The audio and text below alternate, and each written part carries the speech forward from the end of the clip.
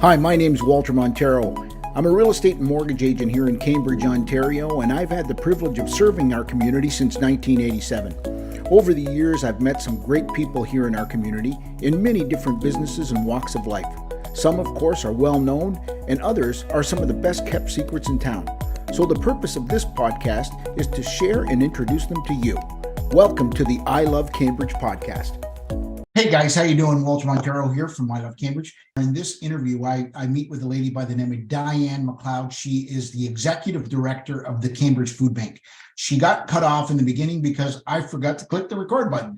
Anyway, we talk a little bit about, I introduce her. Obviously, that's the part that gets cut out. That's why I wanted to come in and introduce her. And we also touch base on the fact that my deceased brother, Frank Montero, who is the former council with the city of Cambridge for Ward 7, was certainly a group that was very near and dear to his heart. And my brother Tony and I carry on that tradition, and we continue to support the group. And Dianne touches a bit on that at the end of the interview as well. So anyway, just wanted to bring that to your attention before you get going. Here is Dianne McLeod from the Cambridge. I was a young single mom of 3 kids. I was working, but I needed a career that could support my family. And I decided to pursue my dream of getting a post-secondary education. And I decided to go to Conestoga College for their social service program. That was the quickest way that I could get some education and get into the field of work. And as part of that program, you do a job placement in an agency that you might want to know more about. And I did mine here at the Cambridge Food Bank, and I never left. I just have been moving around in different positions and trying out lots of different things until 3 years ago when I became the executive director. Awesome. That's great. So this is your calling for sure. Well, it's a labor of love, that's for sure. Excellent. Okay. And can you tell us a little bit about, maybe some stories about, some success stories about people that have used the food bank and how it affects, the community in a, sort of a meaningful way, I guess. Yeah, well, our food bank is, our tagline is more than a food bank. And there's a reason for that, because certainly food banks across Canada and around the world exist to provide emergency food assistance for people. So people are hungry, they need a few days worth of food, they come to a food bank and get it. And that's an important part of what we do. But we also have a wider mission in the sense that we want to not only feed people and resolve that immediate hunger, but we want to make a long-term lasting impact in the lives of people. So we offer and have for many years a wide variety of programs and services that are designed to help people feel better physically, mentally, spiritually, so that they can live their best lives and be as productive members of our community as they can. So in the last 3 years, we really ramped up our health and wellness programs that focus on food. We have over 1,000 people that attended our programs last year. That includes children, youth, families, grandparents, and I get regular and ongoing feedback from people who attend. I had a senior lady who's 83 come in and tell me about how great she feels. She attends workshops weekly around her chronic pain and her managing of her chronic conditions. And she said she's never felt better in her life. She's moving and dancing every day and she feels fantastic. Another lady told me that, she has had frozen shoulder for many years. And of course, she's a senior. She's on a Ontario disability and Canada pension. She doesn't have benefits for ongoing physiotherapy or chiropractic, all those things that sometimes we can take for granted. So she's been living with this pain in her frozen shoulder for many years. And she was so happy to come and show me how she can now lift her arm over her head after doing gentle exercise with our health promoter, Chai. Yeah. We have lots and lots of kids whose parents are like, I don't know how you're getting my kid to eat lentils or squash or this or that, or they're going into the kitchen and they're making themselves a healthy snack rather than asking me for, junk food. So those are just, a couple of examples of how our programs are really working towards building health with the people that we serve. We've also had lots of feedback, especially from seniors during the pandemic who were really isolated and lonely. And for many of them, they were quite frightened, during the pandemic to come out of their house. So we quickly pivoted to all our programs online. And so many of them have expressed how thankful they are that they have this group of people that they meet with every week. It doesn't cost them anything. If they're cooking together, all the food supplies are provided. And they have really developed friendships and a sense of community in attending those programs. Great. Yeah, I was speaking to Erin from the Nutrition for Learning, and she was mentioning something along the same lines of that, where, some kids have lost out on some, some big moments in their lives, and it's really affected their mental health. It has, and we have seen that ourselves, and particularly, with all the youth, but particularly we have noticed it with teen boys. They spend a lot of their time on gaming systems or playing games, and that's the only way that they're communicating with others. And they are, as a result, struggling with in-person connection and in-person communication and back and forth conversation, and anxiety issues and all kinds of issues abound. So we actually just tried a 6-week pilot. This week is the last week for a group of teenage boys. And I wasn't sure how it was going to go because, teenage boys, getting them to come out to a group, I wasn't sure, would this be a go? First night, 13 high school age boys came. And this week, 13 high school age boys will be finishing. So we didn't have one person drop out. They practiced things like learning how to shake hands, remembering people's names. They practiced some how to write a resume, some interview skills. They went to an escape room, and so they learned that everybody has different skills and talents, and nobody can do it alone, but together you can make a great team. So it was a really successful group, and all but one had said, I want to do this again. So we're going to be looking at how we can run that program again soon. Very good. Awesome. Now, did you go to the escape room around the corner on Main Street? We did, yes. Awesome. I didn't go, but yes, they did go to Breakout Escapes, and they had a great time. And it was really neat because I was talking to a couple of the boys after, and they said, I'm not too good at math, and there was a math puzzle, but so-and-so knew how to do that. And I'm really good at figuring out they had pictures of planets. So he was really good at science. And so they were able to put it all together and realize, I really struggle in math, but I'm really good here. And someone else is good here. And we don't all have to be perfect in every single area. For sure. Yeah. Excellent. Now, one thing I was looking at the website, I wasn't really aware of this, but I guess the Cambridge Food Bank is committed to reconciliation and has acknowledged traditional territories of the Indigenous people, correct? Yes. Okay. Can you speak a little bit on that and tell us a little bit about that?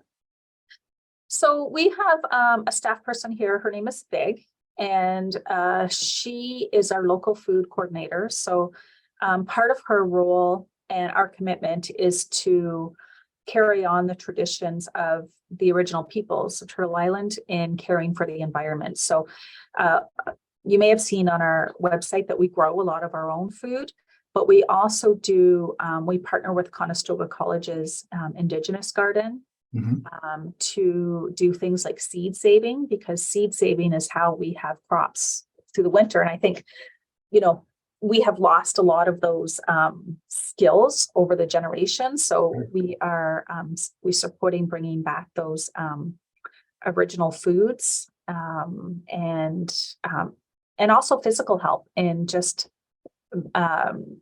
providing labor in their garden. They also provide food to us that we can distribute to the people that we serve. And we always try to ensure that we have as minimal impact on the environment as possible. It's very difficult. There's a lot of food waste in Canada. And we work hard to reduce food waste whenever we can. We still have a ways to go yet. Yeah, yeah. We also really hope one day to be able to have the funds to hire an Indigenous educator so that they can bring their unique skills to the food bank. We have had different grants over the years, but I'd really love to have someone on staff full time. Very good. Good. Now, the food bank's been around for 35 years, I guess. Is that right? You promised no math. It's 38. That's what the website said anyway. 1985. Pardon me? 1985. Yeah. So it's more than that then. Yeah. Yeah. 38 for sure. years, I think. Over 35 years. Yeah. So you're 38. Yeah. So how has it evolved? Like, I mean, obviously you've touched on a few things there. Probably, I guess my question would be more importantly, what kind of direction do you see it going in the future? Well, certainly when the food bank first started, it was, as all food banks, people were struggling in the 80s. This is going to be temporary. We're just going to help folks out. And what's really unique about our food bank is that it was developed and designed and supported and grown by the people that we serve. So our original name was the Cambridge Self-Help Food Bank, and there was always an element of giving back, and we are the experts in anything. We are teachers and learners. The people who come to us are teachers and learners, and it's an exchange of information. So that has been in place for 38 years. And I was just looking at this information today, but when they moved into this building in 2001, I want to make sure, because last time I said 2021, they had about 5,000 visits a year for emergency food assistance. Last year, we had over 14,000 visits. Wow. So the need has grown significantly. We've also really, over the years, ebbed and flowed in the kind of programs that we offer. So we used to offer things like, a clothing room, and I can't remember what else, but clothing room sticks out in my mind specifically. And we decided we were doing an awful lot of things for a really small team, and we decided we needed to narrow our focus a little bit. And so all of our programs that we have now all have a food element. So with the boys group I talked to you earlier, they make dinner together before they do their activity. Because food is the vehicle in which we use to build that health and belonging with people. So, I mean, we tend to look to community and say, what do you need? And how can we help? And that's how we determine, what programs we offer. And that's how the mobile food market was developed. We had a food cooperative that started in 1985. It was like mostly a non-perishable grocery store, low-cost grocery store. And during the pandemic, we had to pause everything except for emergency food assistance. And when it was time to get going again, I thought, well, isn't this a good time to talk to people? Let's talk to the people who use our food bank, ask them, what are we doing well? What can we do better? Is there anything we're not doing that you would like to see? And overwhelmingly, what people told us is that they really wanted more fresh food. They wanted to be able to buy their food as well. There was lots of people who said, I don't want charity. I want to be able to buy my food. I just can't afford it. Yeah.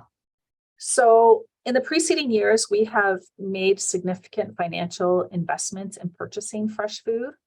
And we have also launched the mobile food market, which brings fresh food at a below retail cost to 11 neighborhoods across Cambridge and North Dumfries. Last year in the mobile food market, it was only its first full year running. We sold 17,000 baskets across Cambridge and North Dumfries. And a basket is the people who use our services, they set the price. And they said, flat fee works best for us because, if the apples are a cost and the potatoes are the cost and the carrots are the cost, we struggle, like maybe we can get the potatoes, but not the apples. So what they told us was we prefer a flat fee that works with our budget best. And so they said $5 would be reasonable.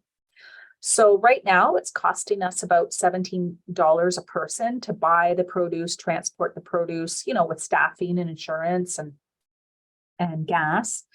And we charge, the lowest price we offer is $5. So people who are living on a low income they don't even need to tell us. They can come, they can pay $5, or they can pay anything above that. And what's really beautiful is that we have lots of people who are not living on a low income who come to the market and they pay like $20. And what they're doing is they're covering the cost and supporting the people. Sure. They're subsidizing the people who can only afford the $5. And what the beautiful thing that's come from that is that it's not a charitable program. It's not poor people lining up for food to get a handout, as people often refer to it as. It's just people coming to shop at the market. No one knows who's rich, who's poor, who's middle class. And I can say after, it's been a year, it'll be 2 years in July.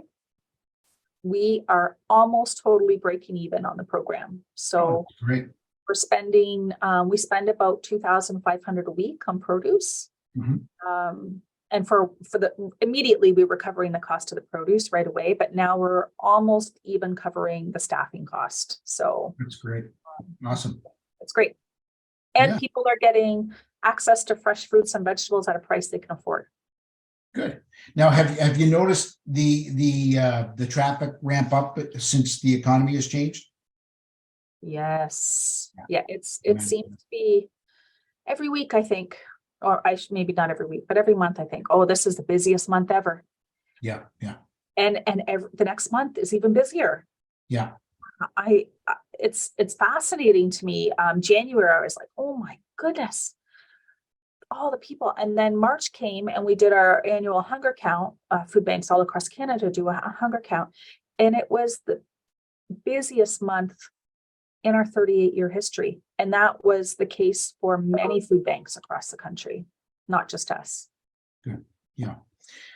Now, what about COVID-19? Is there still policies in place with regards to dealing with that, or is that all done? Sorry, would you say with regards to COVID, the COVID? Oh, COVID! Oh, yeah. COVID! Yeah, that. Is it a thing? Are people looking to be insured of their safety, or is your staff concerned about it? But how are you guys dealing with that? Certainly, it's not as intense as it was. Sure. When COVID first happened, the whole world shut down. It felt like, except healthcare and us. We ramped up when COVID first happened because everyone was panicking. As you saw the lineups, toilet paper at Costco. Well, people who didn't have a us. So the lineups were down the street. We didn't know whether we were going to live or die. Like, we didn't clearly know how it was transmitted or what was going to happen to us. So certainly a lot of that fear has gone away, but we're still cognizant of having really crowded spaces. For example, before COVID, we offered a community meal every Saturday. It was in our boardroom, which is not really big, but between 100 and 125 people came through between 9 and 11. They were sitting shoulder to shoulder. I decided that that's just not safe to do in a post-COVID world. We need to not cram people in like sardines. And thankfully, our friends at Vineyard kind of picked up, because they have a much larger space. They picked up that meal program. But so yes, it's still, we still think about it. We're still making sure that we are, people are staying home when they're sick. We have sick days here so that people don't come to work when they're sick, and we're not trying to cram people in this place like we used to. Yeah, no, totally understandable. Now, in terms of supporting you guys, like what can we do? What can the community do? Are dollars better than food donations, or are they preferred? Or how, give us a little insight there. Well, really, it's to our community. Any way that people want to help, we're overjoyed with that. Certainly, funds allow us to purchase the food that we need at the time that we need it. As I said, we're purchasing thousands, dozens of eggs a month, where that's not easily donatable by the general public. Yeah. But some people can't do that. Maybe they can put a can of soup in the donation bin at the grocery store if they're able. Other people really can't afford to give anything in that way, but they'll come and volunteer with us. And that helps too, because we have a team of 17, but we have 250 volunteers that keep this place running. And we couldn't possibly afford to pay all those people. So they're serving people in our emergency hamper program. They are doing donation pickups in our vans. They are helping us with preserving food. So we get 3 times a week donation from Cobb's Bread. Oh, it smells like a beautiful bakery in here 3 times a week, but it all needs to be repackaged. Yep. So you can come in and give a couple of hours doing that. So there's lots of ways to get involved for people, and we're thankful for any way that people can support us. Awesome. Very good. All right. Now, is there any question that I didn't ask you that I should have, or is there any information that you want to share with our audience? No, I don't think so. I think you covered it all. You covered it all? That's good. I think so. Awesome. Well, that's great. Well, listen, thank you so much for being a part of the show. Again, as I had mentioned, it's certainly a group that's near and dear to our hearts, and we hope to continue to support you guys in the future as well. Well, thanks very much. We miss Frank very much, as I'm sure you do. He loved us and we loved him back. That's for sure. Awesome. Thank you so much. All right. Take care. Okay. You take care. Bye-bye now.